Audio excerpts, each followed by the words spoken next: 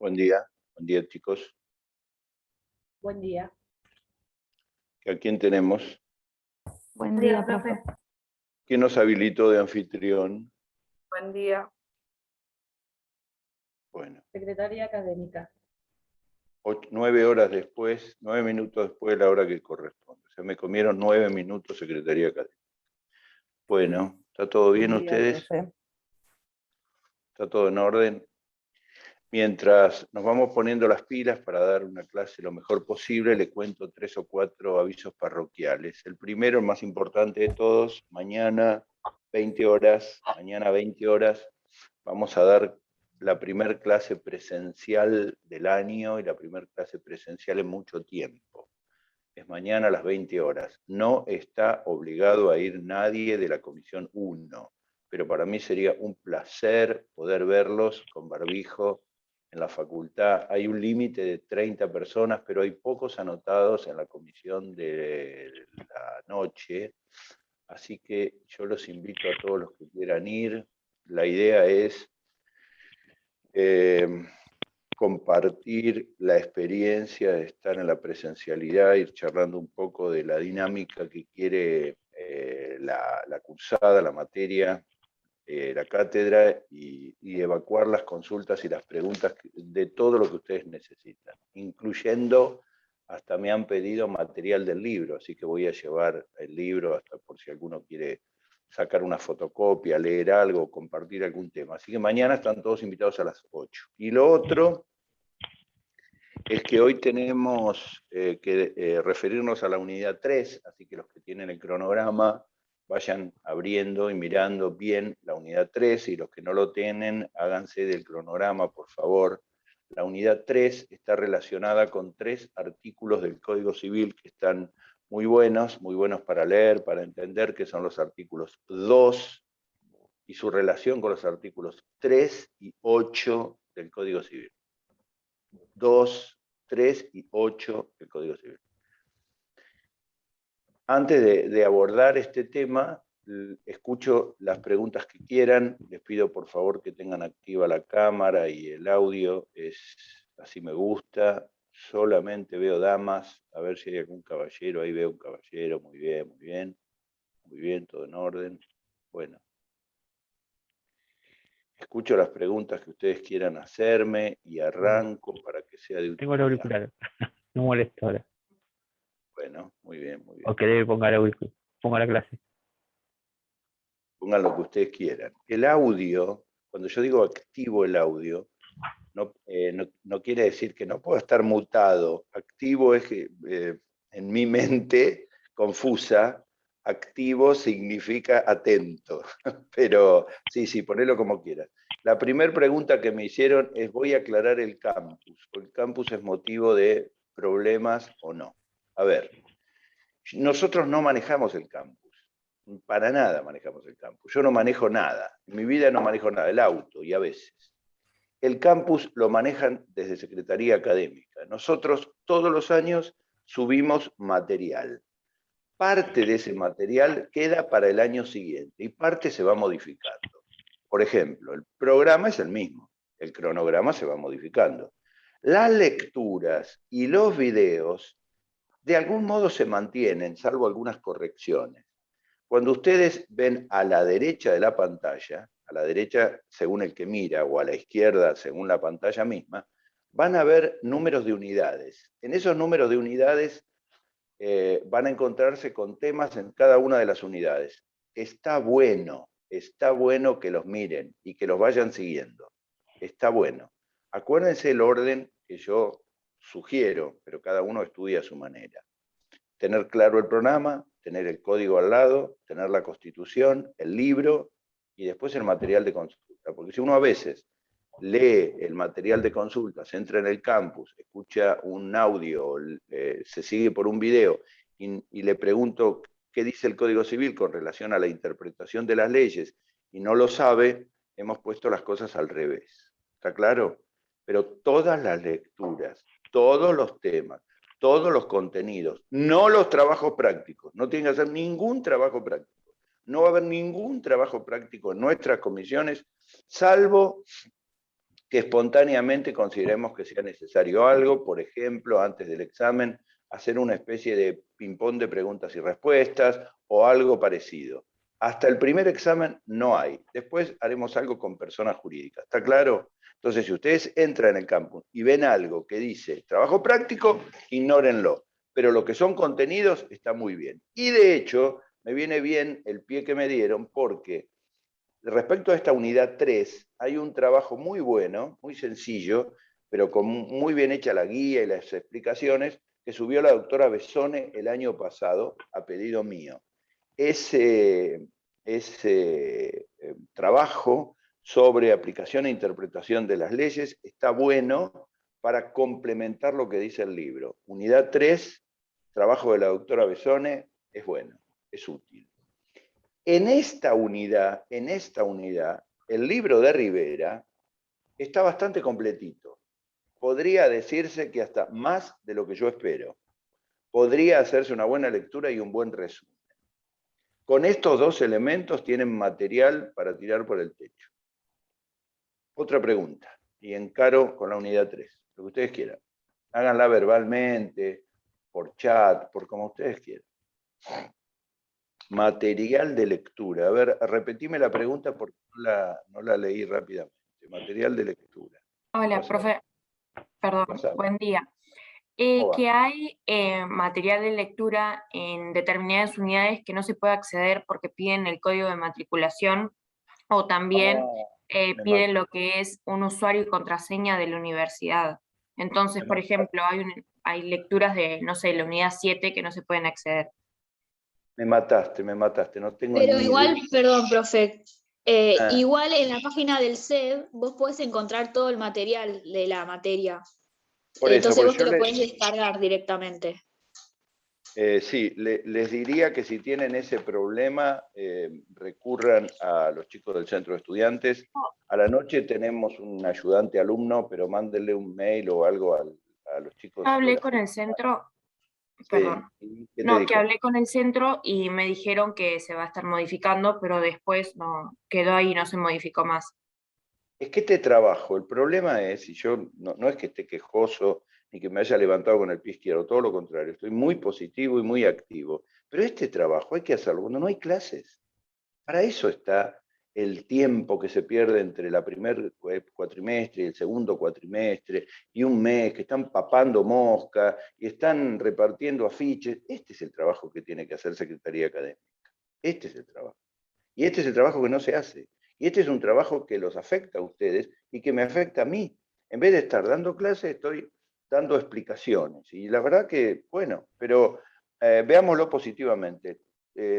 Cualquier duda que tengan para la accesibilidad al campus, aunque el campus esté atrasado, las lecturas y los contenidos sirven. Así que vayan viendo ustedes todo esto porque me parece que es de utilidad. Encaro con la unidad 3, les voy a señalar como me gusta hacer lo más importante, la unidad y no puntito por puntito. Como vamos a estar más de una hora, vamos a tener un montón de cosas para charlar. ¿Cómo arranca la unidad 3? La unidad 3 habla de aplicación e interpretación del derecho y de la ley.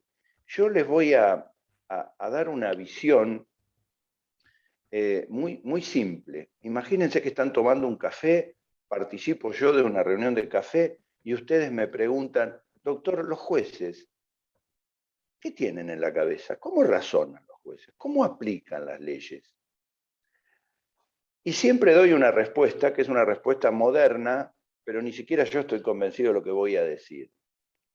El derecho es complejo, porque además de palabras, hay situaciones, hay sucesos, hay ocurrencias, hay normas, y todo esto genera muchas veces confusión. Entonces, dividimos el sentido del conocimiento del derecho, casi les diría, en dos ámbitos bien claros. Uno son los hechos, es decir, qué es lo que ocurrió, qué ocurrió con un accidente, qué ocurrió con un contrato, qué ocurrió con un... Y la otra cuestión es cuáles son las normas jurídicas aplicables a ese caso. Les decimos los hechos y el derecho. Los hechos y el derecho. Aclarado esto, viene una segunda cuestión, y es ¿quiénes participan en este rol activo en el derecho? Los estudiantes, los abogados. Sí, pero ¿quiénes más? Hay dos que participan muy activamente. Uno son los legisladores, que son los que crean las leyes. El Código Civil lo crearon los legisladores. La Constitución Nacional, la Convención Nacional Constituyente, es decir, quienes crean las leyes. Y los otros son los que las aplican, que son los jueces. En esta entelequia, lo ideal es que los hechos sean claros y el derecho y las normas jurídicas no se contradigan.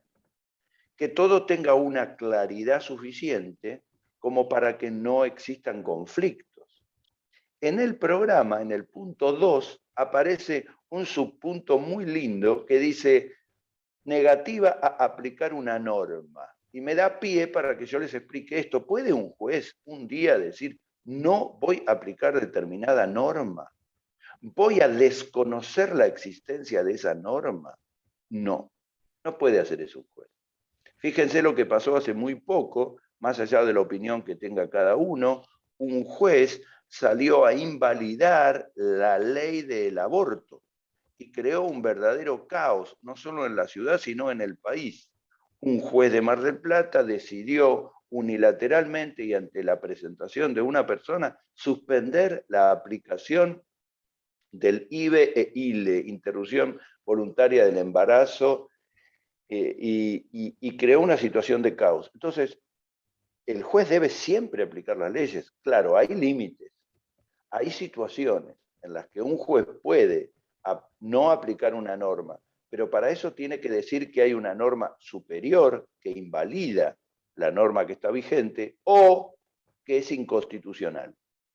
Por eso el artículo 2 del Código Civil es muy claro cuando, refiriéndose a la interpretación de las leyes, pone un límite a la función judicial. No dice, usted juez como es juez, haga lo que carajo quiera. Usted interprete libremente, porque como usted juez, haga lo que se le cante. No. El juez tiene que someterse a las leyes. Y someterse a las leyes, esto es a la Constitución, a los tratados, al Código Civil, es respetar 4 cosas que son fundamentales. Primero, las palabras de la ley. Segundo, la finalidad de la ley. Tercero, son los tratados de derechos humanos. Y cuarto, los principios y valores jurídicos. Lo voy a repetir para que no se suiciden, pero está todo del artículo 3 del Código Civil. Los jueces, las leyes, es decir, el conjunto de normas que constituyen el derecho, tiene que respetar las palabras, la finalidad, los tratados de derechos humanos y los principios y valores. Entonces uno tiene que saber qué son las palabras, qué es la finalidad, qué son los tratados y qué son los principios y valores, y a eso voy. Antes de entrar en este tema, les cuento que hay distintos ángulos desde los que se puede interpretar la ley. Así como el periodismo puede decir lo que quiera, los centros de estudiantes lo que les parezca, los abogados que se reúnen y opinan, lo importante es si la ley está vigente. Y si la ley está vigente y no repugna a la Constitución, los jueces deben aplicarla sí o sí. Pero muchas veces sucede que las leyes se contradicen, que una ley dice blanco y la otra dice crema, y que esa interpretación requiere un análisis. Entonces la pregunta es, ¿qué es aplicar y qué es interpretar? Aplicar la ley significa lisa y llanamente hacer uso de esa norma legal cuando corresponda según el caso que el juez tenga a resolver. Ejemplo, hay un accidente de tránsito. El juez, ¿qué ley aplica? Y cualquiera dirá la Constitución, el Código Civil. ¿Y cuál ley en especial? El Código de Tránsito. Entonces la función del juez es aplicar la ley. Las leyes o las normas jurídicas en su totalidad, ley, costumbre, jurisprudencia, doctrina, son herramientas que el juez tiene que aplicar en conjunto, no aisladamente, en conjunto. El juez tiene que saber de leyes escritas, tiene que saber de doctrina, de jurisprudencia, etc. Entonces, ¿quién aplica? El juez. ¿Cuándo? En el caso concreto. ¿Dónde está eso, doctor? En el artículo 3. Cuando el artículo 3 dice, el juez debe resolver. Podría haber dicho, debe resolver conforme a derecho. Bueno, el artículo dice, debe resolver mediante una decisión razonablemente fundada. ¿Fundada en qué? Ustedes son inteligentes. ¿En lo que le parece a él? No. ¿En lo que opina el periodismo? No. ¿En lo que opina el cura del barrio? No. ¿El político al que él le gusta? No. En derecho. Debe resolver conforme a derecho.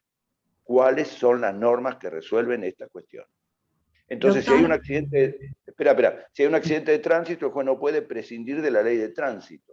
Si hay un problema de medio ambiente, de la legislación sobre medio ambiente. Si es un problema de salud, de la ley de derecho de pacientes. Te escucho. Sí, una consulta. ¿El juez puede negarse a actuar, a aplicar, no aplicar la ley, sino a resolver ese caso, digamos, a resolver la cuestión? ¿Puede negarse? De ninguna manera. Un juez que no resuelve un caso puede incluso incurrir en un delito. Como un médico que abandona a un paciente en una guardia, como un arquitecto que frente a una situación de prevención de un accidente se va a la playa a hacer surf. Es muy grave. Es muy grave que un juez se niegue a resolver un caso. Y de hecho, el artículo 3, el título es deber de resolver. No es puede, quizá, tal vez, como cuando llamás a un plomero y viene de un mes después. No. El juez debe resolver. Es cierto que ustedes van a estudiar y van a decir, pero la justicia es muy lenta, doctor. Yo me acuerdo que tenía una calcomanía en el auto que decía justicia lenta, justicia nula. Sí, pero eso es otro problema. Es un problema de falta de gente, falta de capacidad, falta de recursos, falta de personal. Pero eso es una cosa. La otra es la negativa del juez a resolver, o porque no tiene ley, o porque tiene determinados criterios, etc. Me preguntaba ahí, alguien levantó la mano ahí, me parece que fue Tolosa Insaurralde, a ver. No, profe, justo quería decir eso, buenos días, que se puede declarar incompetente. No, eso es una argucia circunstancial. Si hay un accidente de tránsito en Catamarca y el caso se presenta ante un juez de Mar del Plata, probablemente el juez de Mar del Plata se declare incompetente. Pero ahí no es que se niega a resolver. Ahí lo que dice es quien debe resolver es otro juez. Las cuestiones de incompetencia territorial, no es incompetencia mental, territorial, material, etcétera, los tiene... porque cuando la justicia habla del juez, no habla del juez con nombre y apellido, habla del juez como justicia, como institución, como poder judicial. Nosotros siempre tenemos que tener en claro, cuando hay un conflicto civil, artículo 3, los conflictos civiles, los casos que este código determina, deben ser resueltos por el juez y conforme a las leyes. Eso es lo que dice el 1, el 2 y el 3. Entonces, negativa a resolver no hay. ¿Quién me iba a hacer otra pregunta ahí? En el caso, por ejemplo, a mí me tiene muy sorprendida el tema de las amenazas a los jueces, bueno, que estamos escuchando en la televisión, ¿no es cierto?, en las noticias. Cuando en realidad... ¿Amenazas a qué? Espere, a la vida del juez. O sea, si resuelve esto, si interviene en esto, bueno, le va a costar la vida. En esos casos no tiene tampoco opción, porque, bueno... No conozco casos así gravísimos que hayan amenazado a ningún juez. Estamos viviendo en el Estado de Derecho. Por suerte todavía no estamos viviendo ni en Irán ni en Afganistán. Puede haber sido algún caso personal. De hecho, he leído en Rosario y he escuchado en Rosario que existen problemas. Pero para eso existe un Estado de Derecho de protección. Por supuesto que la violencia, la falta de paz social, etc., es una cosa gravísima. Pero cuando un juez se encuentra en una situación, digamos, gravísima, amenaza, enfermedad, etc., y pide, no se queden en el detalle formal de las argucias legales para que un juez sea apartado del caso, porque no es este el problema. El problema no es el juez fulano, o juez mengano, o juez sultano. A veces los abogados utilizamos argucias legales para apartar a un juez de la causa porque tiene una determinada posición. No es eso, porque si falta un juez, siempre atrás hay otro juez. Usted cuando va al hospital, que tuvo un accidente, ¿pide por un médico determinado? No. Primero que aparezca un guardapolvo blanco lo atiende. Bueno, el sistema de justicia es como un hospital. La justicia toda debe resolver el problema. Se llama el juez A o el juez B. En Mar del Plata hay 16 jueces civiles de primera instancia. Hay uno que está de licencia, otro que está pidiendo su jubilación, otro que está subrogante, se sortea uno y si no corresponde se sortea otro, pero siempre tiene que haber un juez para resolver el problema. ¿Se entiende? Sí, sí. Esa es la idea. Gracias. Vayamos a lo que a mí me interesaba, que era el concepto de interpretación y de aplicación. Reitero, la aplicación del derecho la hacen los jueces en sus sentencias y en sus decisiones. ¿Qué hacemos nosotros, los abogados? ¿Qué hacemos desde un plano, desde esto que estoy explicando, la aplicación y la interpretación? Bueno, los abogados somos quienes peticionamos que se aplique tal o cual norma. Somos los que estudiamos, los juristas, los doctrinarios, para analizar y ver que tal norma tiene que ser modificada, que tal otra no es compatible, que tal otra norma es confusa. Esa es nuestra misión. Pero quienes verdaderamente aplican el derecho son los jueces en las sentencias. Artículo 1, artículo 3 del Código Civil. Ahora bien, ¿qué es la interpretación? Que es el segundo punto que nos pide el programa. Bueno, interpretar es una tarea a veces simple, a veces difícil. Suele decirse que la interpretación, no estoy hablando de la interpretación de los hechos, que es la pregunta del millón, que dice, ¿cómo ocurrió esto? ¿Quién venía por la derecha? ¿Hay testigos? No. Separen esto, no estoy hablando de los hechos, de lo que ocurrió, sino de cuáles son las normas legales aplicables. Y para esto, la ley, artículo 2, pone claramente 4 cuestiones que las vuelvo a mencionar por tercera vez, con lo cual debe ser interpretada una norma jurídica. Las palabras, las finalidades, los tratados de derechos humanos, los principios y valores. Cuando una ley es confusa, la tarea de interpretar se vuelve una tarea importante. Por eso siempre se pide a los legisladores que redacten bien las leyes, que no sea necesario una nueva ley aclaratoria. Y muchas veces hay grados importantes de confusión en la redacción de las leyes o en la contradicción de estas. Muchas veces. Uno de los ejemplos, siguiendo la línea del aborto, que les explicaba recién, es que la ley de interrupción voluntaria del embarazo, de algún modo, trató de relacionarse con el Código Civil y prescindió de la mayoría de edad para poder tomar una decisión de no gestante a la mujer. Y una mujer de 16 años, aún siendo menor de edad y siendo una adolescente ya crecida, con capacidad de gestar, puede tomar una decisión muy individual, muy personal sobre la no gesta hasta que llega a las 14 semanas. Pero la ley debería decir claramente que se prescinde o no, o lo que dijera la ley, de quien es el presunto progenitor, el hombre que forma parte de ese vínculo. La ley lo presume, pero no lo dice claramente. Entonces mañana hay un problema, y ya ha habido problemas, del presunto progenitor que sale corriendo a la justicia y dice, no quiero que se haga un aborto. Ahí aparece la tarea de los jueces aplicando el derecho e interpretando conforme lo que les decía recién, las palabras, las finalidades, los tratados, los principios y valores. Por supuesto que yo no tengo la solución, la clave. Esto no es tecnología. Dependerá de cada caso, dependerá de las circunstancias, de cómo el juez analice ese impedimento. Pero siempre, atrás de cada ley, ustedes tienen que elevar la mente como si un arquitecto mirara el techo y dijera, a ver, ¿cuál es el principio que rige aquí? Si se trata de menores, hay principios y valores jurídicos que protegen a los menores y que ponen, ya se los expliqué en la clase anterior, a los menores por delante del interés superior de los niños, por delante de su papá, su mamá o su abuelo o su abuela. Si se trata de una persona que sufre de problemas mentales, hay que siempre pensar en su capacidad para darle las herramientas para desarrollarse.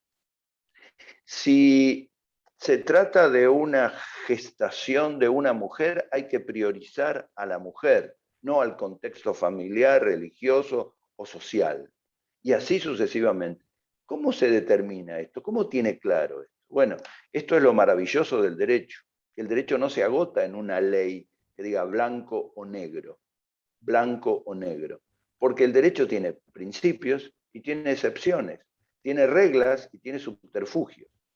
Primero, las leyes se interpretan cuando requieren una interpretación, es decir, cuando hay contradicción, cuando hay dudas, cuando hay aspectos confusos. Ahí es donde avanza el sentido de la interpretación. Lo primero que hay que tener en cuenta, obviamente, son las palabras de la ley. Las palabras de la ley. Si la ley dice que se es mayor a los 18 años, se es mayor a los 18 años, sin importar si el chico fue a la escuela, si es medio tontón, si es súper inteligente, si es un cráneo o no es un cráneo. Porque la ley es clara. La ley dice que todos somos mayores el día que cumplimos 18 años de edad. ¿Estamos de acuerdo? Y dejamos de ser niños a los 18 años de edad. Entonces, como las palabras de la ley son muy claras, la interpretación también debe ser clara. Segundo, las finalidades. ¿Qué es la finalidad de la ley? La finalidad de la ley es cuál es el objetivo que la ley persigue. Si el objetivo de la Convención de los Derechos del Niño es darle capacidad progresiva a los menores puedan ir paulatinamente desarrollándose para ser buenos niños y mejor adultos, la ley tiene esa finalidad y los jueces tienen que seguir ese criterio. En la ley del aborto, la finalidad de la ley es que la mujer que no quiera gestar, no geste. Así de fácil. No es lo que le parece al cura, lo que le parece al doctor Ferrero, lo que le parece al político. Es proteger la decisión libre de la mujer, sin que corra riesgo su salud o la salud del menor. Pero eso no quiere decir que una mujer tenga que obligadamente preguntarle a alguien si quiere gestar o no quiere gestar. Tiene que tomar la decisión personalmente. La finalidad es el objetivo que la ley persigue. El objetivo que la ley persigue lo tienen que saber ustedes claramente. Y cuando tengan dudas de esto, tienen que analizarlo desde el punto de vista de ¿para qué está la ley? ¿Cuál es la finalidad de la ley? ¿Para qué se sanciona la ley sobre tal cuestión o tal otra cuestión? ¿Entiendan? La tercera cuestión, ya la hemos hablado mucho, que son las, digamos, normas propias de los tratados de derechos humanos, que son estos tratados que menciona el artículo 75, inciso 22 del Código Civil, y que yo menciono reiteradamente. Son los que establecen normas protectivas a la intimidad, a la dignidad de la persona, al respeto a la libertad, al reconocimiento a los derechos esenciales de las personas, etc. Y finalmente, el cuarto ítem son los principios y valores jurídicos.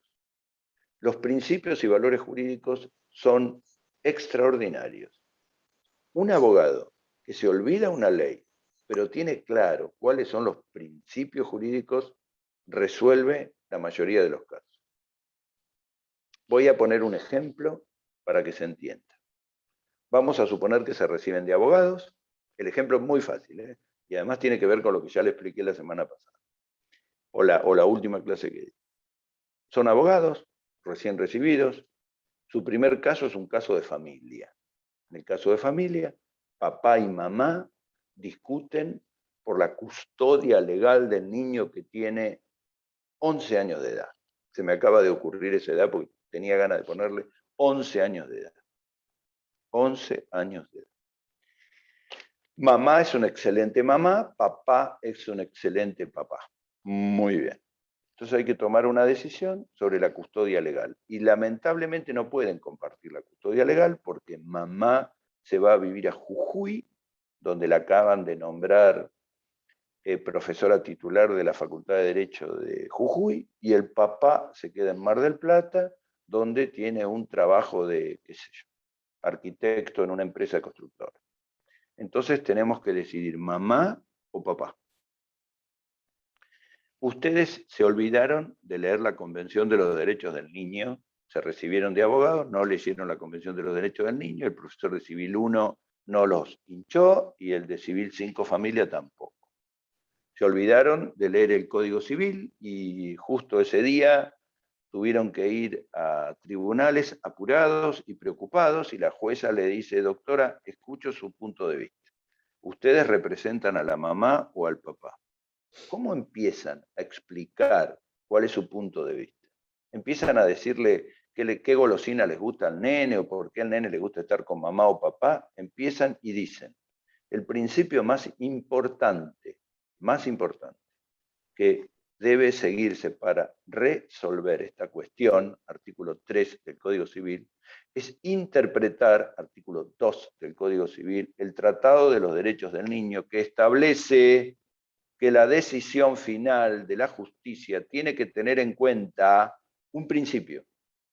No digan una ley, un principio, el superior interés del niño. El superior interés del niño. Claro, ustedes van a decir después cuál es el superior interés del niño. Cómo se aplica, por ejemplo, manteniendo su núcleo familiar, manteniendo sus amigos, porque hace 11 años que vive con papá o con mamá, no importa, porque quiere permanecer en ese colegio, porque es su hábitat de vida, porque la psicóloga le ha recomendado no trasladarlo, o a la inversa, lo que fuere. Pero están hablando de hechos, están hablando de circunstancias, están hablando, pero lo más importante es el principio. Porque cuando la jueza decide, no va a decir el artículo 3, el artículo 8, el artículo 27, va a decir, en la mente va a decir qué es lo más importante para el niño. Esta es la clave. Entonces el abogado que entiende los principios y los valores jurídicos es un abogado que sabe resolver el concepto fundamental del problema.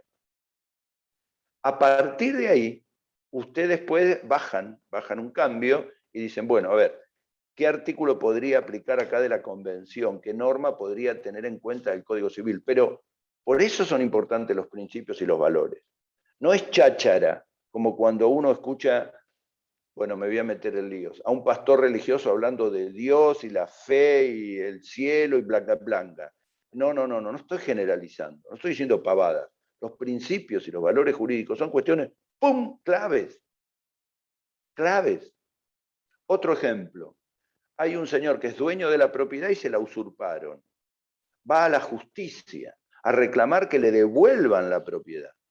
Y se olvida cuál es el artículo, dónde está el derecho de propiedad, y cómo conforma, y por qué, y cuál es la reivindicación, y qué norma tiene que aplicar. Y los señores que viven ahí en el lugar dicen que son una familia humilde, que no tienen dónde vivir, que los nenes se están cagando de frío, que tienen hambre, y todas cuestiones que son tremendamente ciertas y angustiantes.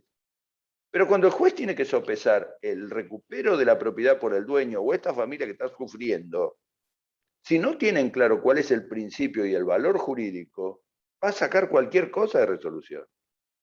El juez no podría decir, porque hay gente pobre que no tiene dónde vivir, voy a negarle al propietario el recupero de la vivienda. No, porque hay un principio y un valor jurídico que se unen: el respeto al derecho de la propiedad, la protección del patrimonio. Ahora el juez podría inteligentemente decir, hay gente sufriendo, le voy a dar tiempo, le voy a pedir al Estado que le facilite un transporte, un acceso a la vivienda, lo que fuere, pero nunca violando el derecho de propiedad, si no todo estaría patas para arriba.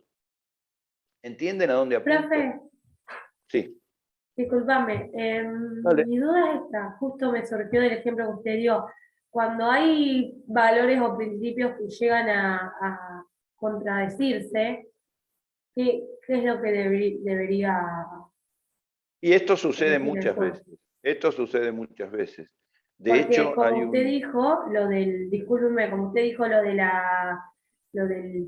la usurpación, uno también puede pensar, claro, pero viven niños menores y se Claro. privilegian a los niños necesitan un techo. Doy ese Sí, ejemplo sí. porque usted lo dio. Está muy bien lo que decís y genera toda una reflexión que hay que hacerla desde un ámbito de paz y de tranquilidad. Nosotros, los que estudiamos Derecho, no tenemos soluciones políticas, ni me corresponde a mí decir qué es lo que hay que hacer. El juez tiene que aplicar el derecho y aplicarlo de un modo claro, sin violencia, sin someter a desgracias más de la que la sociedad tiene. Cuando hay valores que se contradicen o principios que parece que están en pugna, hay una frase de Hegel que yo menciono en un trabajo sobre vulnerabilidad que está subido al campus. Siempre hay un conflicto entre dos derechos, siempre. Entonces el juez tiene que poner las cosas en claro y decir, no puedo negarle al propietario el recupero de la vivienda porque el derecho de propiedad está en la Constitución Nacional. El derecho de propiedad no es absoluto, pero debe permitir y asegurar que cada persona pueda usar y gozar lo que es propio. Usted su auto, su compañero una bicicleta, su novia o su novio una moto, yo mi estudio, etc.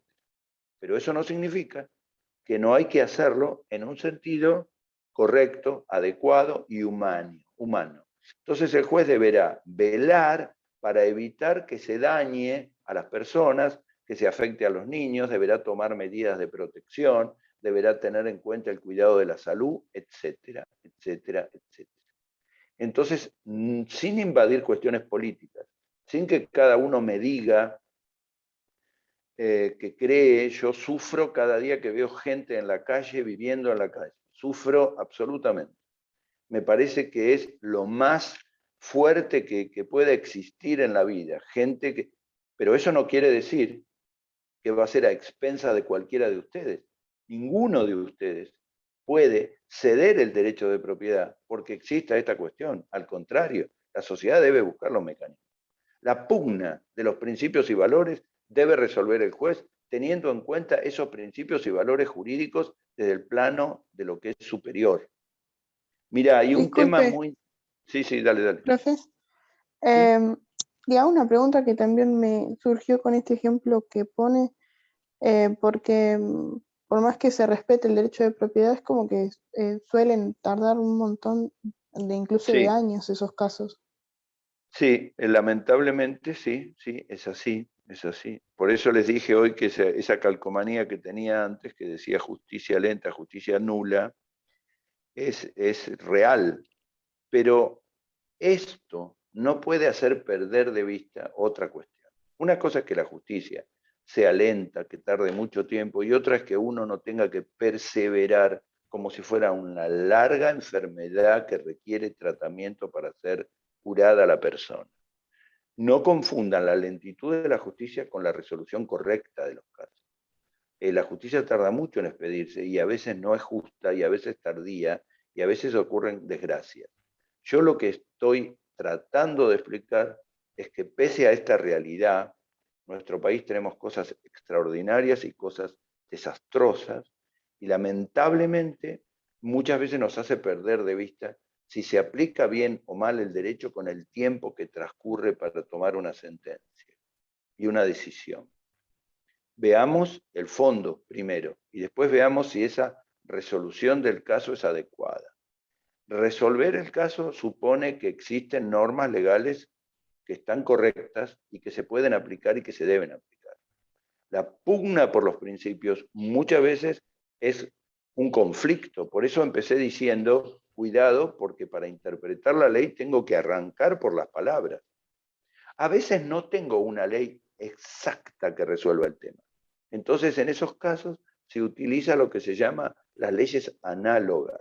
Las leyes análogas son normas jurídicas que resuelven cuestiones similares. Al resolver cuestiones similares, uno lo puede traer por comparación. por parecido, por similitud. A eso se llama analogía. Analogía. ¿Te puedo hacer otra consulta? Sí, dale. Perdón. Dale. En el caso de que, por ejemplo, un propietario salga del país o viaje o simplemente no tenga noción de eso, y al momento de darse cuenta hay extravío de papeles o una situación similar, ¿qué se hace en esos casos? No entendí nada de lo que me preguntaste. A lo mejor Si tengo un que tomar propietario... una pastilla a la mañana y no la tome. A ver, una persona se va de viaje al extranjero y pierde el pasaporte. No. Digo el papel, digamos, o sea, los papeles de la casa. Escritura. De la propiedad, la Ay, escritura. corazón, pero eso no es un problema, no es un problema. Está en el Perder los registro de la papeles, propiedad. eso era, claro, eso era del siglo pasado. Mis abuelos tenían la escritura de su casa en el sótano. Mi abuela guardaba la escritura porque en la época de Vélez Arfield se creía que la escritura formaba parte de la misma vivienda. En la clasificación de bienes inmuebles de Vélez Arfield decía la casa, todo lo que se haya en ella adherido y la escritura. Hoy la escritura la perdés y solicitas un nuevo testimonio porque está todo absolutamente digitalizado, así que despreocupate.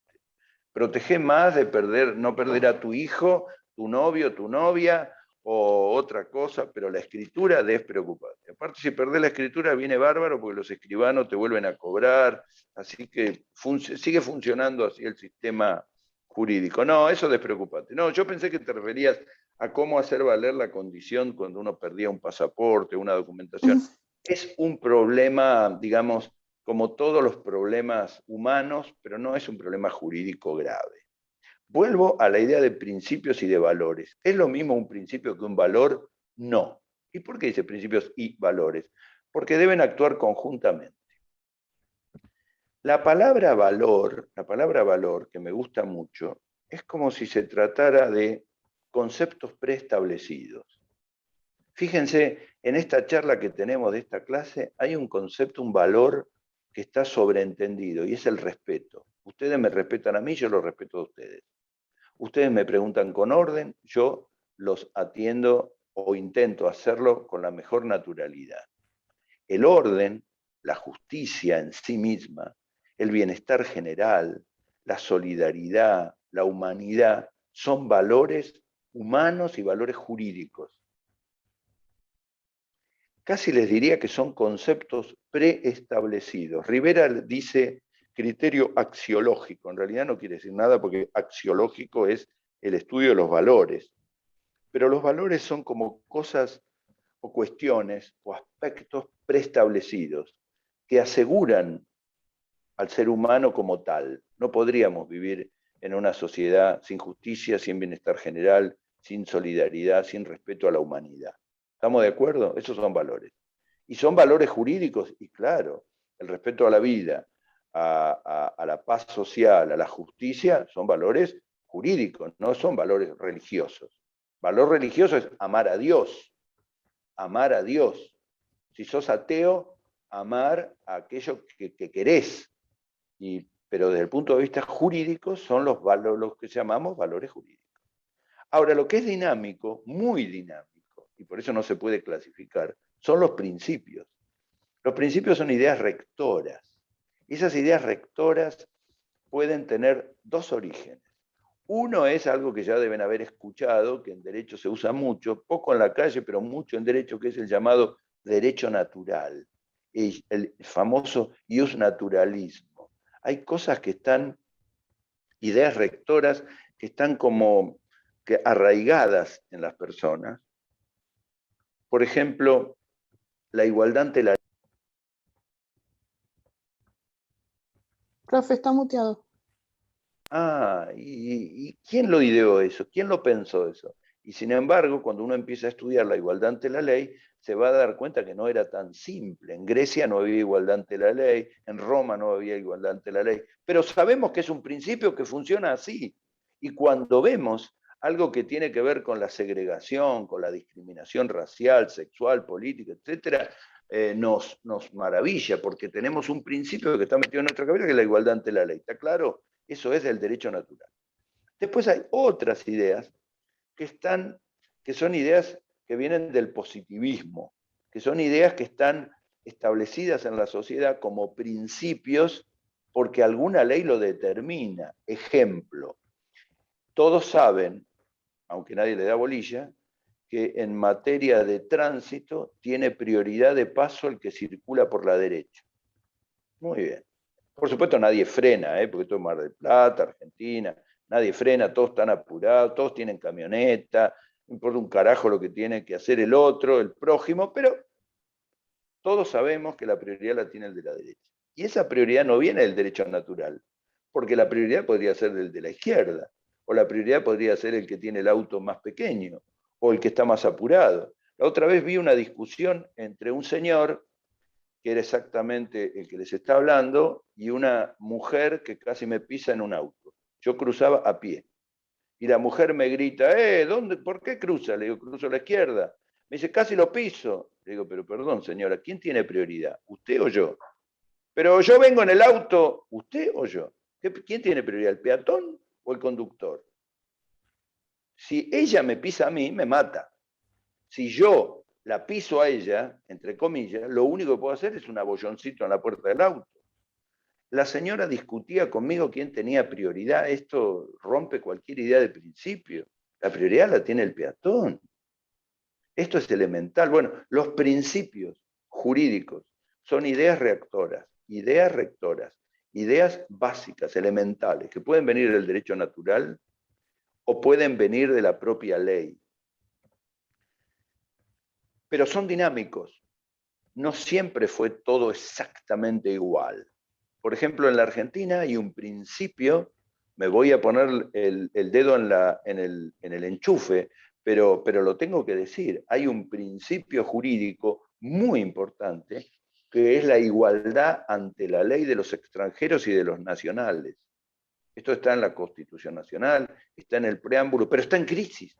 Hoy ese principio está en crisis. Está en crisis en Europa, con los migrantes, está en crisis en América, está en crisis en nuestro país, está en crisis. Y ese principio, a lo mejor mañana, a lo mejor no lo sé, no tengo idea, a lo mejor nos ponemos contentos porque vienen venezolanos, porque los venezolanos son gente preparada y pobre, está sufriendo, pero por ahí nos ponemos medio enojados cuando nos llenamos de chinos, porque los chinos nos trajeron. No, ¿y eso por qué razonamos así?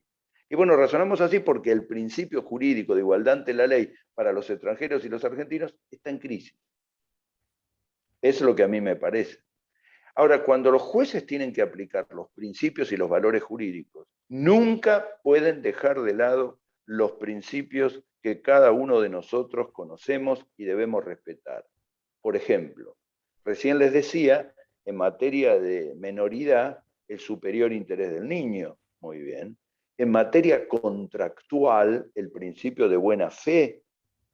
En materia de consumo, la protección al consumidor vulnerable. Yo recuerdo una discusión en un supermercado de un viejito que apenas se podía mover con el bastón, que le decía a la señora, pero me está cobrando algo distinto de lo que dice la góndola. Y la mujer le contesta, abuelo, lo que pasa es que usted no leyó bien lo que decía el precio. Y yo me puse a pensar y digo, si yo tuviera que ser juez y resolver este problema, siempre resolvería a favor del viejito, porque es un consumidor vulnerable. Es un señor de 80 años de edad que hace un esfuerzo inhumano para ir a un supermercado y generalmente lo joden, porque no tengo otra palabra que lo reemplace. Esta sensación de que los principios,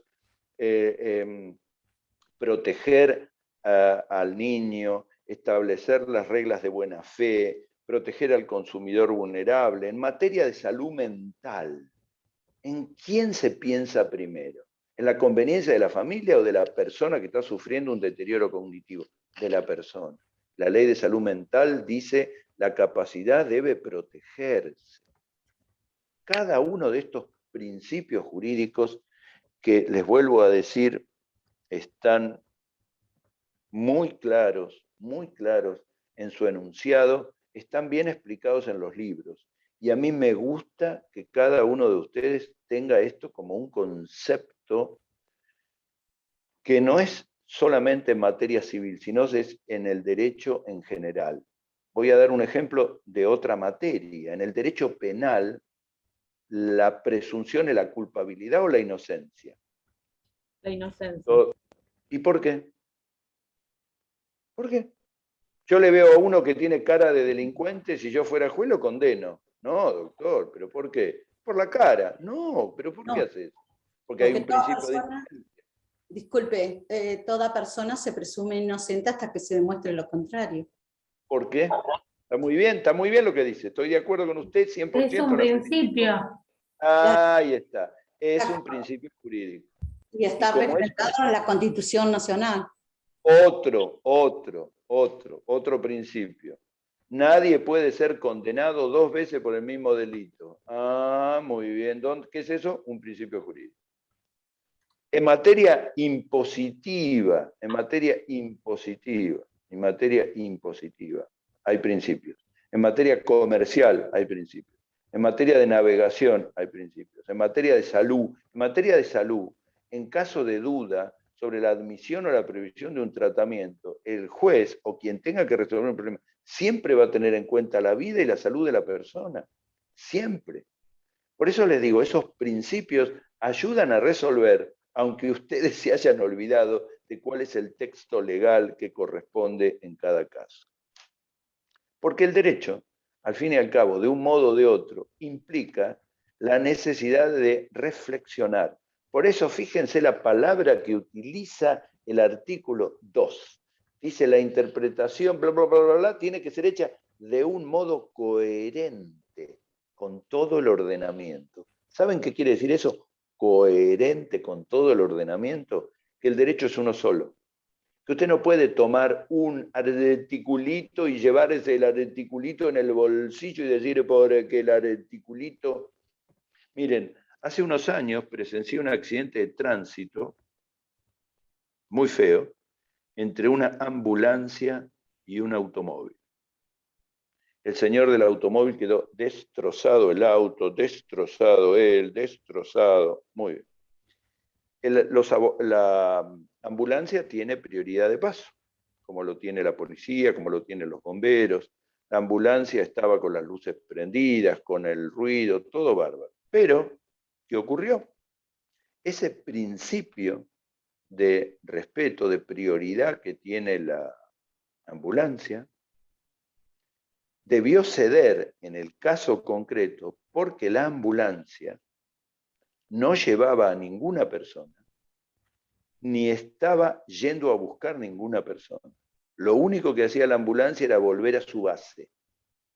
Cuando la ambulancia vuelve a su base, sin premura ni paciente, cede esa prioridad en el tránsito común. Porque si no, la ambulancia va por Independencia a los palos, haciendo ruido, y lo único que hace es altera la vida de la gente. Yo quiero una ambulancia que tenga prioridad cuando lo necesite. ¿No vieron muchas veces que hay patrulleros de policía que andan de contramano y el tipo va de contramano, usted lo ve que estaciona en un lado y se llevan preso a alguien y paran en una pizzería? Se llevan una fainá y siguen. Y usted dice, ¿pero qué es esto? Es lo mismo, esta misma situación ridícula que explico, ridícula pero real, es para explicar que los principios y los valores jurídicos no pueden ser aislados, no pueden tomar normas o normitas o artículos o articulitos, tienen que ser coherentes. Y la coherencia nos obliga a respetar y a funcionar desde un punto de vista integrado. El derecho se integra, no está aislado. No se puede tomar un caso aislado y tratar de entenderlo o de resolverlo aisladamente. Por eso está muy bueno el concepto de coherencia que tiene que tener el derecho. Hay una palabra que se usa mucho, que la van a ver en la ley, que la van a ver en los libros, que es las famosas lagunas en el derecho. ¿Qué quiere decir eso? Lagunas en el derecho. quédense tranquilos que si se moja el libro, no pasa nada si ustedes lo pueden secar, pero no hablan de las lagunas desde el punto de vista náutico. Las lagunas son los agujeros. Agujeros. Claro. Hay una norma clara. Claro. O no hay norma o no hay clara. O no hay norma o no hay clara. Por ejemplo, como un vacío legal. Por ejemplo, ese vacío legal, fíjese que usted dijo vacío legal, no dijo vacío en el derecho. Por eso se dice, hay lagunas en las leyes, y muchas, pero no hay lagunas en el derecho todo. El derecho tiene que encontrar la fórmula para resolver los problemas, aun cuando no haya una ley exacta al caso. Aun cuando no haya una ley exacta al caso. Entonces ustedes dirán, pero si no hay ley, ¿cómo lo resuelvo? Tranquilo, tranquilo. Busque en las leyes análogas, artículo 2. Si no encontró las leyes análogas, busquen los principios. Si no, busquen los valores. Si no, trate de buscar en los tratados. Y si no, salga de la ley y busquen las otras normas, en las otras fuentes, que es lo que vamos a explicar en las próximas clases. En la jurisprudencia, en la doctrina, en la equidad, en el derecho comparado, etc. Porque el derecho todo debe encontrar en su ciencia, en su objeto, la forma de solución del problema.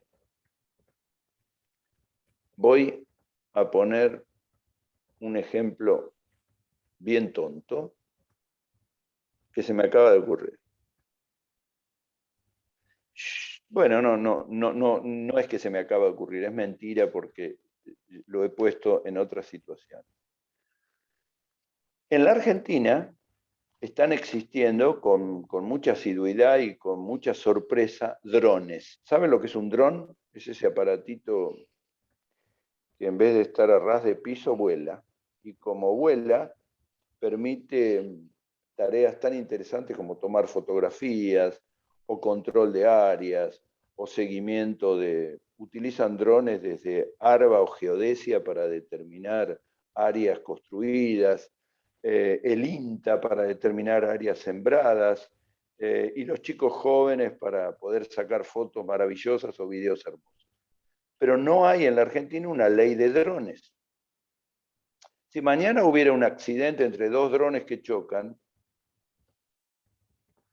y uno le diría, la culpa es tuya porque te metiste, estaba el dron anterior, y el otro diría, no, porque vos te metiste después, no, porque vos venías por la derecha, no, venías por la izquierda, no, porque el tuyo es más pesado, no, porque tendrías que haber alertado, etc.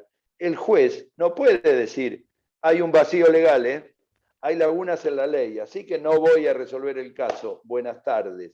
No, porque eso viola el artículo 3 del Código Civil. El juez debe resolver todos los casos.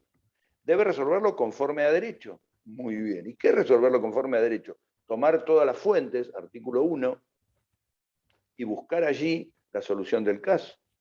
Usted me dice, pero doctor, usted mismo se contradice. Está diciendo que hay lagunas en la ley, entonces hay una laguna en el derecho. No, porque el juez lo tiene que resolver conforme los principios y valores, conforme leyes análogas, la jurisprudencia extranjera, situaciones similares que ocurrieron en otro país, aplicar el sentido común jurídico, establecer quién y por qué irrumpió y generó el conflicto o el problema, citar a un perito y determinar técnicamente, y si no lo puede resolver porque no encontró ley en el caso, deberá hasta recomendar a los legisladores la creación de una ley.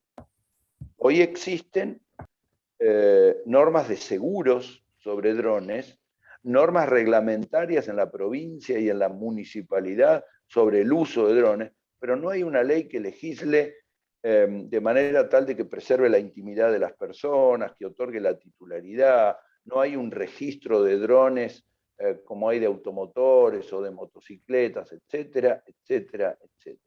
Con lo cual, la síntesis de todo esto que les conté es más o menos la siguiente. No hay lagunas en el derecho, pero las hay y mucho en la ley. Esto es un concepto científico que trata de que el juez resuelva el problema conforme la existencia de las normas que están vigentes. Y si esas normas no están vigentes, deberá buscar conforme la finalidad, conforme la analogía, etcétera, etcétera.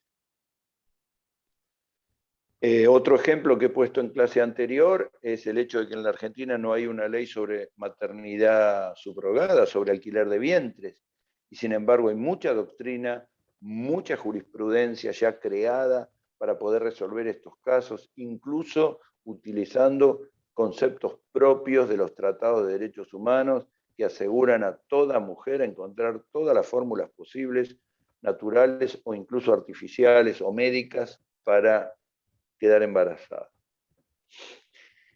Y otra cosa interesante dice la unidad 3. A ver, la unidad 3 dice los métodos y las reglas de interpretación, la prueba del derecho. Bueno, les voy a dar algunas ideas de todo esto, pero lo que les voy a decir está en el programa y en el libro, y de algún modo voy a tratar de aclararlo porque el libro está muy bien e invita a la reflexión y a analizar.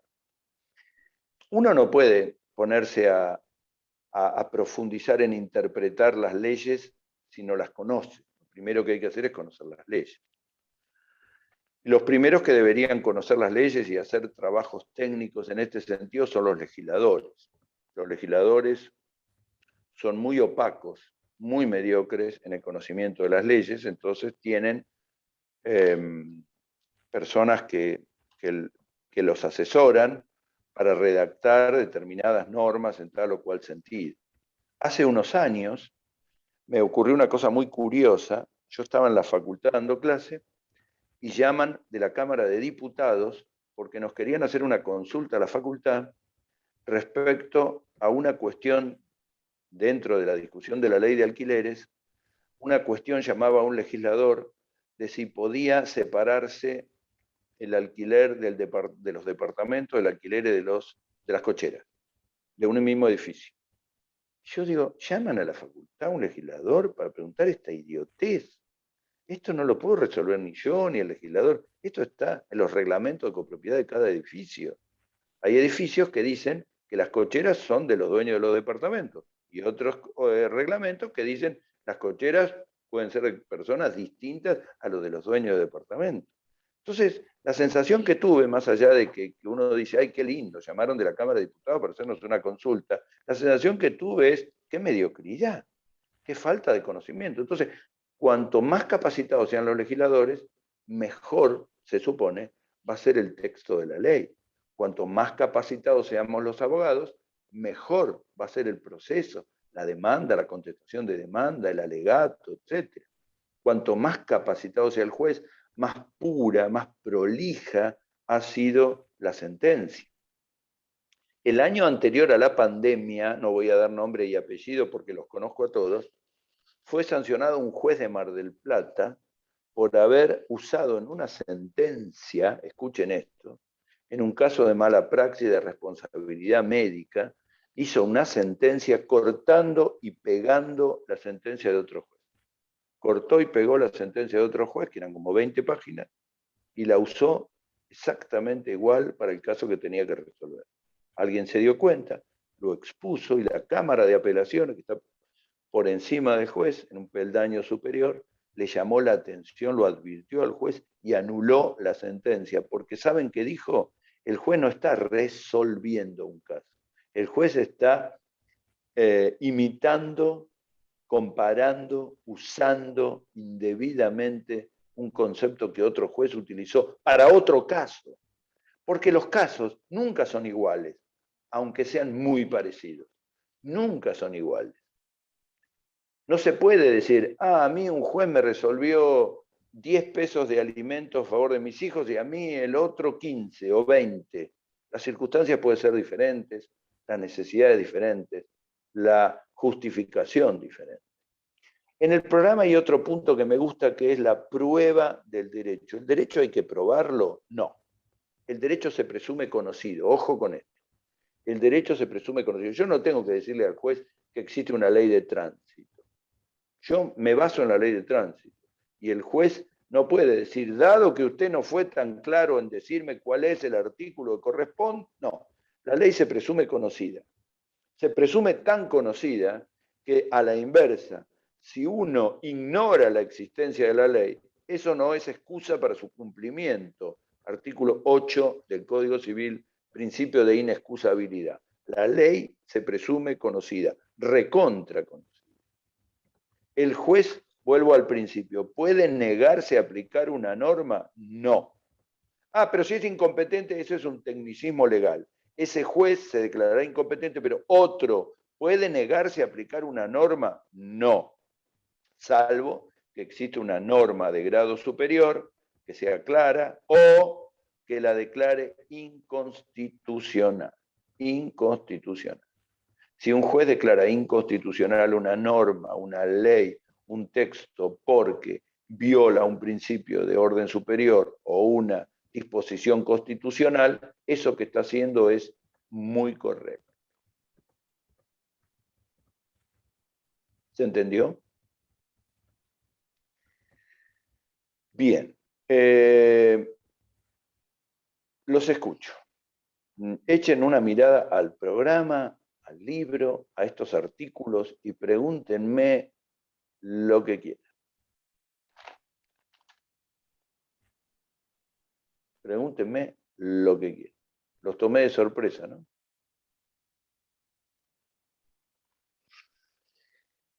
Fíjense cómo, de algún modo, esta charla mía, incompleta, aislada, con muchos ejemplos, lo que está haciendo es relacionar los artículos. Mencioné muchas veces el artículo 2, lo relacioné con el artículo 3,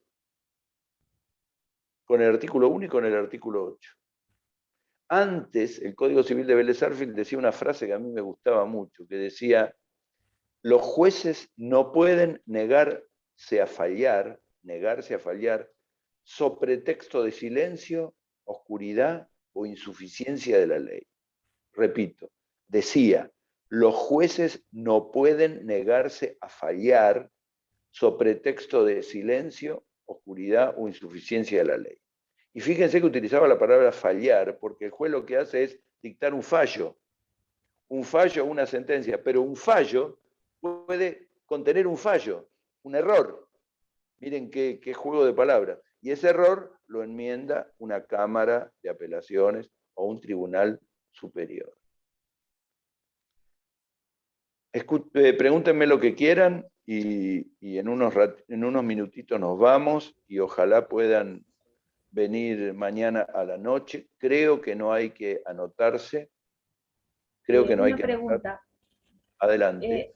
Es del programa, la interpretación integradora, es por ahí un poco lo que estuvo planteando recién. Eso, que de modo coherente. Eso, de modo coherente con todo el ordenamiento. No se puede interpretar aisladamente. Cuando usted interpreta un artículo del Código Civil referido a menores, tiene que relacionarlo con la Convención de los Derechos del Niño, tiene que combinarlo con la jurisprudencia, tiene que interpretarlo de un modo que vaya integrando las normas.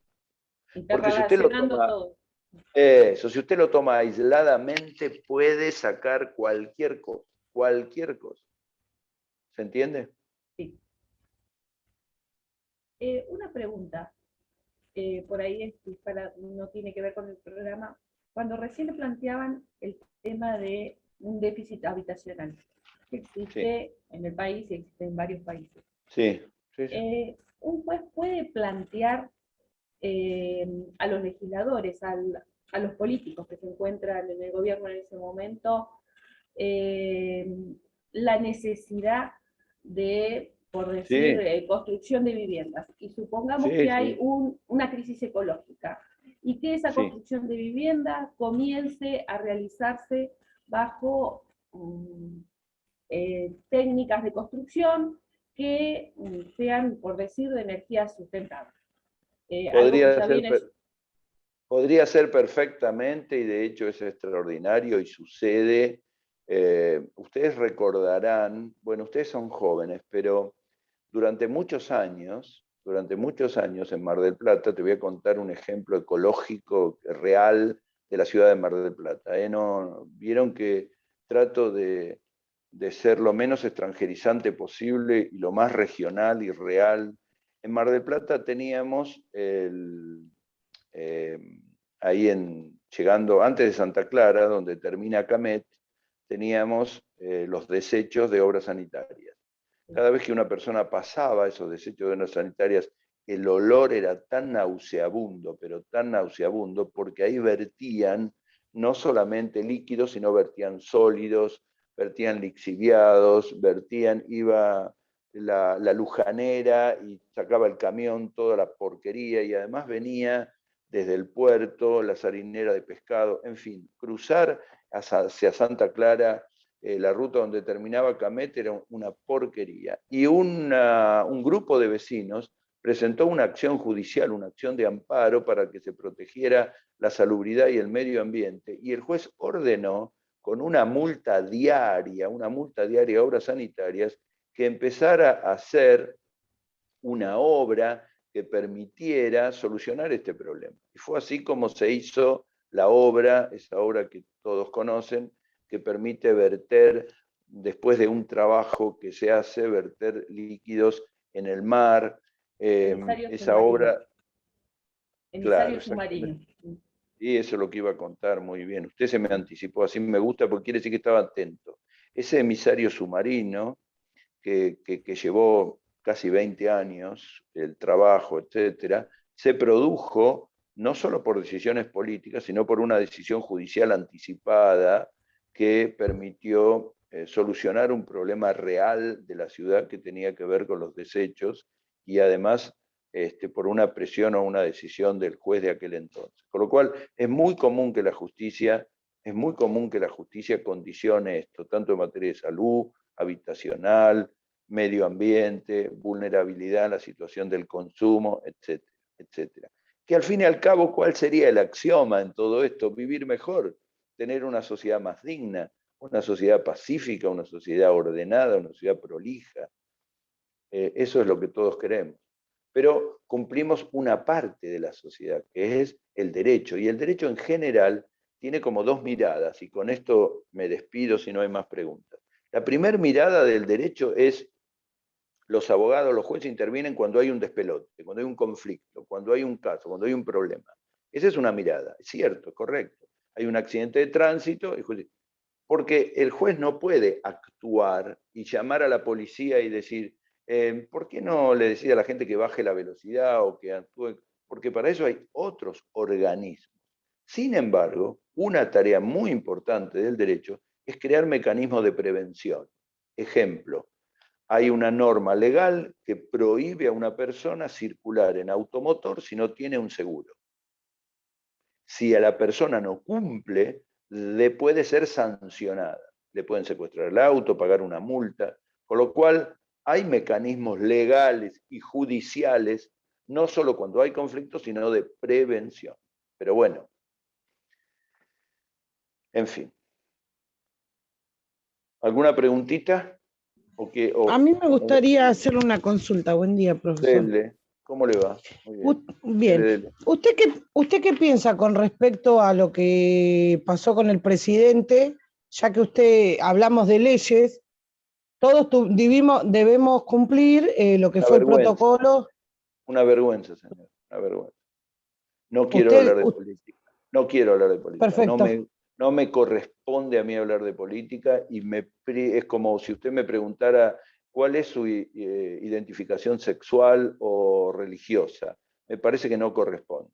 Me parece que no corresponde que yo le diga que soy heterosexual, agnóstico y tengo debilidad por Hipólito Yrigoyen y por Ilia. No corresponde.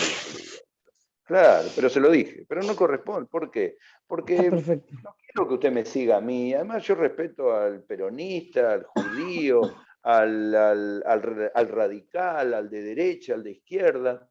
Lo que no respeto es la mentira. Y me parece que nos están tomando el pelo los políticos, la oposición, el gobierno, nos están tomando el pelo, nos están tomando de estúpidos, a todos nosotros de estúpidos.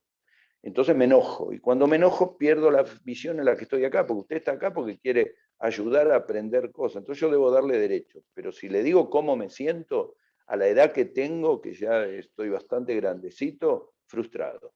Me siento frustrado. Yo pensé que a esta edad de mi vida, y con todas las cosas que hemos pasado, íbamos a tener gente proba, tomando decisiones probas. Y me doy cuenta que no es así. No es así. No es así. Pero bueno, qué sé yo. Quizás si tomamos un café en algún día le doy mi opinión particular, pero bueno. ¿Conoce usted la Quinta de Olivos? No, conozco Puerto Madero solo de haber pasado nada más. Yo lo primero que haría sería devolver la Quinta de Olivos al patrimonio de la gente y permitir que en la Quinta de Olivos se hagan complejos de vivienda para gente que necesite vivienda. Y no para estar... ¿Sabe usted que hay hasta un lugar para hacer speedway, para hacer prueba de motos? Hay lugares para hacer caballeriza, para tener los caballos. Hay 4 piletas de natación. ¿Qué es esa ostentación? Pensemos los reyes de España. Exactamente. Devuelvan la Quinta de Olivos, ni para Alfonsín, ni para Menem, ni para nadie la Quinta de Olivos. Devuélvasela a la gente. ¿Para qué necesita el presidente una Quinta de Olivos? ¿Para qué? Si la Casa Rosada es una maravilla, ¿para qué? Y lo mismo pasa cuando usted va a España y mira las cosas que tenían los reyes, agarra y dice, ahora entiendo por qué este país, España no avanza, o no ha avanzado comparado con Italia, Francia, Alemania. Pero estamos hablando de otras cosas, seguramente los aburro, los aprecio mucho, pregúntenme lo que quieran por mail, veo a Rocío Bustamante que se acaba de anotar para ir mañana a la noche. Creo que todos con barbijo, respetuosamente, traten de llegar temprano y trataremos todos de poder presenciar la clase. Creo que es una gran oportunidad para avanzar. Yo estoy a favor de la presencialidad, les quiero contar algo. A principio de año, en el mes de febrero, presenté un proyecto para que vuelvan a la presencialidad, ni pelota me dieron, ni pelota me dieron. Les di todos los protocolos, hasta fui con un protocolo que trajeron de la UBA, lo firmó un médico, así que hayan vuelto tarde y mal no quiere decir que me enoje, al contrario, vamos a apoyar la presencialidad y nada, los despido a todos, así pueden seguir con su día normal. Que tengan una buena... Última pregunta, profe, disculpe. Dele. Última, No, dele. sí, última. Mañana yo no voy a poder ir, pero la semana que viene, o sea, si me quiero sumar, ¿puedo ir? Pero ¿cómo no va a ir mañana? ¿Qué tiene que ser más importante que mañana? Estoy Mire, yo tenía un partido... por un estudio. Bueno, está muy bien. Yo en ese horario, por ejemplo, curso teoría constitucional. No. Hoy. Escuchen. El que no puede ir era una broma. El que no puede ir, está todo bien, no hay ningún problema. Pero que no otro puede día ir. que sea presencial. Claro, Sí, porque me gustaría. Está en el cronograma. Está en el cronograma, chicos. El cronograma es para eso. El cronograma que, bueno, seguimos teniendo en el campus es el del primer cuatrimestre. No. Yo dije en la primer clase, y los que estaban distraídos, lo lamento, I'm sorry, que me manden un mail y yo les envío el cronograma y el programa. Me mandan un mail y yo les envío un cronograma y un programa. No hay ningún problema, si no se lo piden a los compañeros. El cronograma del año que está es viejo, el del campus es viejo. Pedí que se lo actualizara, pero no se actualizó. Así que me mandan un mail y yo les envío cronograma y programa. ¿Está bien? Igual está en el grupo de WhatsApp. Bueno, muchas gracias. Bueno, genial, grupo de WhatsApp. Muchas gracias. Mucha suerte para todos. Gracias. Sí, doctor. Gracias.